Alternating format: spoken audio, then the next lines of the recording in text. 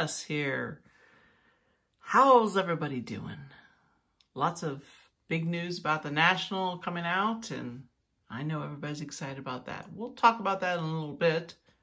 Right now, this is my response to Near Mint Musings 250 subscriber contest. Yay, Brent! Woohoo! That's awesome, Brent. I'm very happy for you, and you really deserve all those subscribers. I remember watching a video that you put out about how we should say, I appreciate, and then be specific about what we appreciate about people. And so, first of all, I appreciate that you put that video out, and I notice throughout the community that more people say that. So, I think you have more than your 250 subscribers watching you. But I just appreciate how kind you are, and I really love the variety of your collection. And there's always so many cool stories attached to your cards. So thank you, and thank you for sharing those stories. I'm sure you know how much stories mean to me. So, okay, so in case you haven't seen Brent's contest requirements, he asked us to share a card that means something to us, or a set of cards. And I could not pick just one. I have two cards in my collection that really are very sentimental to me. So I'm going to share two cards with you and give you some backstory about them. So a couple people have commented recently that Nina is a fan of both the Ohio teams. Yes, I am both a Reds fan and an Indians fan. As a child, I was a Reds fan, and there's a video out there, I think the one about my father, kind of describing why I was a Reds fan when I was a child. And then I will explain a little bit later how I became an Indians fan more recently. So maybe I'm a little fair weather, but I don't know. I still like the Reds too. I enjoy watching both teams.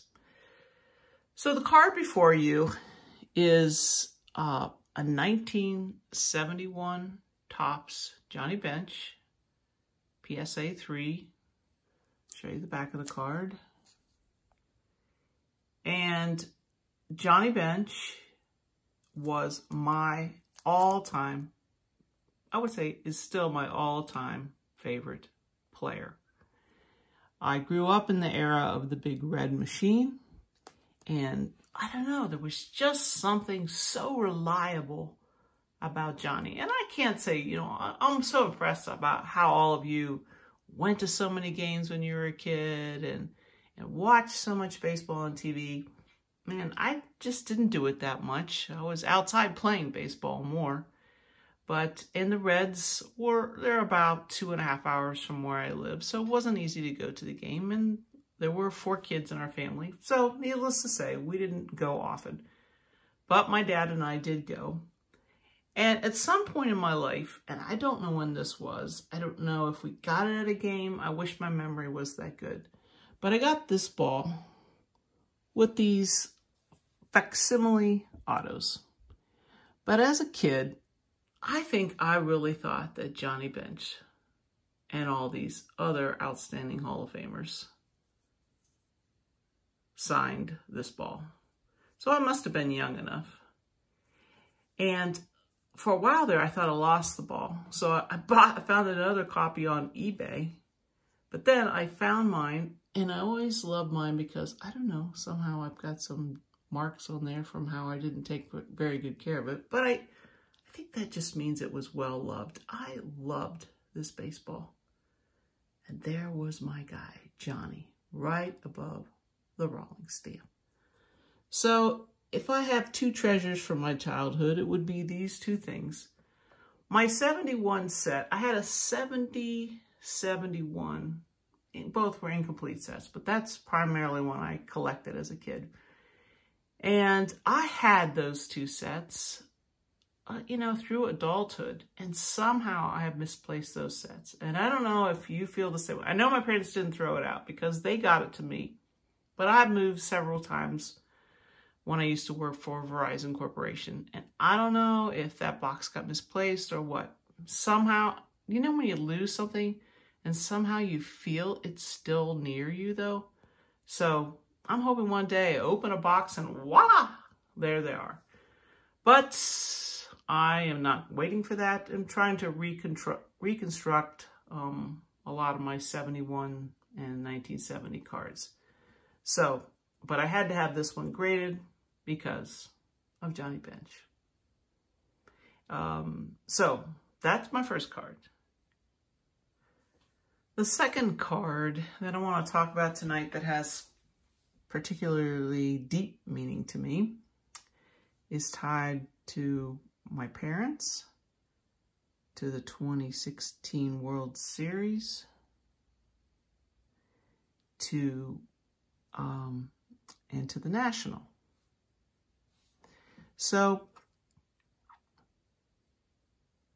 my dad passed away in 2014, and when he did, I decided it was time to get to know the Cleveland Indians because my mom watched them all the time, and I thought, you know, this will be something she and I can talk about and watch together. And as fortune would have it, the Indians were on their way up then. And there were a lot of young, exciting players. I remember when they traded for Andrew Miller. We were talking about Miller time. And there was this young guy by the name of Francisco Lindor. And, you know, I am not the only person on this planet who loves Francisco Lindor. But he definitely, you know, definitely touched my heart. I admired his passion for the game, his abilities, and just mostly his generous spirit. So, after the World Series, I went to the National in Cleveland. And I'm sorry, I don't remember the year, 2017, 2018. You all know. You're much better at time periods than I am. But I was looking for, well, first of all, I was overwhelmed by the National. I was like, whoa. And I wasn't really back into cards yet, but I knew I wanted something significant to remind me of the World Series in the postseason. So I saw this one vendor, seemed like a really good guy. And I said, I was looking for a Lindor autograph card. And he's like, well, I have the perfect card for you. Of course, he said that. But he said there were only 25 of these cards made. Now, this is before I knew anything about numbered cards. And so that totally impressed me. It had a beautiful, beautiful Lindor auto. And it had a relic. And, of course, it says 2016 postseason. And you know, so I was pretty impressed with this card. So I picked it up. Sorry about my big hand there. So this was probably my first official Francisco Lindor card. Now, I now have a binder of Lindor cards, but this will always be my first card that I will forever treasure. Then when I started really getting back into things, I decided I needed an autographed baseball of Lindor's. And this time I got one that was actually autographed, authenticated. And it was for one of his Gold Gloves. And I don't think it says the year on here. Here is the official seal. And it came in this case. So I probably should take it out, but I didn't really want to. It's been in this case ever since I had it. So if you look at the autographs, I mean, I have enough Lindor autographs. I'm pretty sure I know when it's a Lindor autograph. But anyway, I finally got myself an autographed baseball by the player himself. So these are my two treasured cards that I wanted to share for Brent's contest. Now, if you watch Brent's video, you know there's a second part to the video, and you have to decide.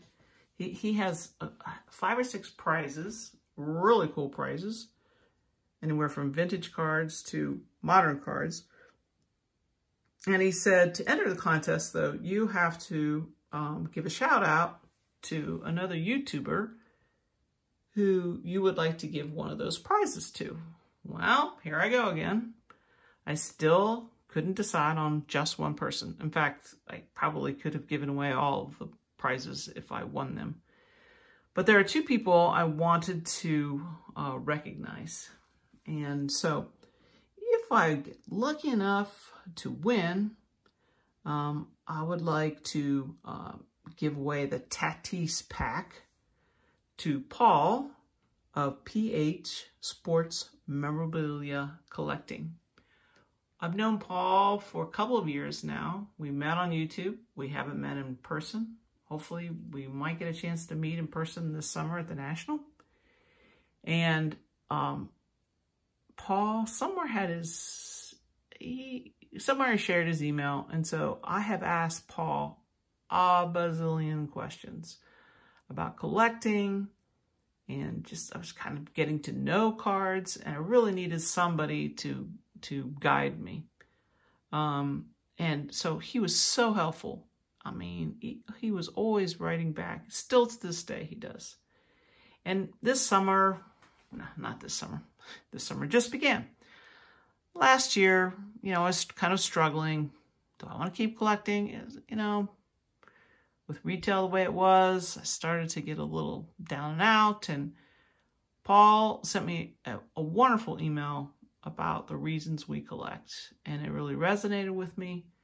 And so, thankfully, I stayed with it. I've kind of transformed how I'm collecting, but Paul really helped me out. So,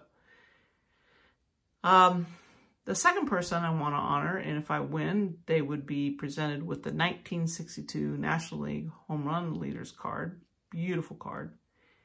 Is someone I recognized in my last video, but it's Terry of TJMAC Vintage Cards. And Terry and Paul are a lot alike in that they're both so patient, and when they respond, you have some people who really think about and respond deeply to your questions. And they're both so gracious in that way. And Terry has really been instrumental in guiding me with the vintage cards and developing a plan, because as you know, with vintage, it's not like you go out and buy a pack of vintage cards. You have to really strategize and think about what it is. What are you collecting? What do you want? Are you going to be patient enough to wait for that card? So anyway, big thanks to Paul and to Terry. Like I said, there's many others I could name. You know who you are. But at this time, this is who I would like to recognize. I'd like to wrap up by saying I really love this community. It has meant a lot to me. Being a female sports card collector, I wasn't sure how receptive people would be, but everyone I've interacted with is like, no big deal, whatever, you collect sport cards, we like talking about it, it doesn't really matter. And that really, really means a lot to me. And I hope I get up to the National in Chicago this year.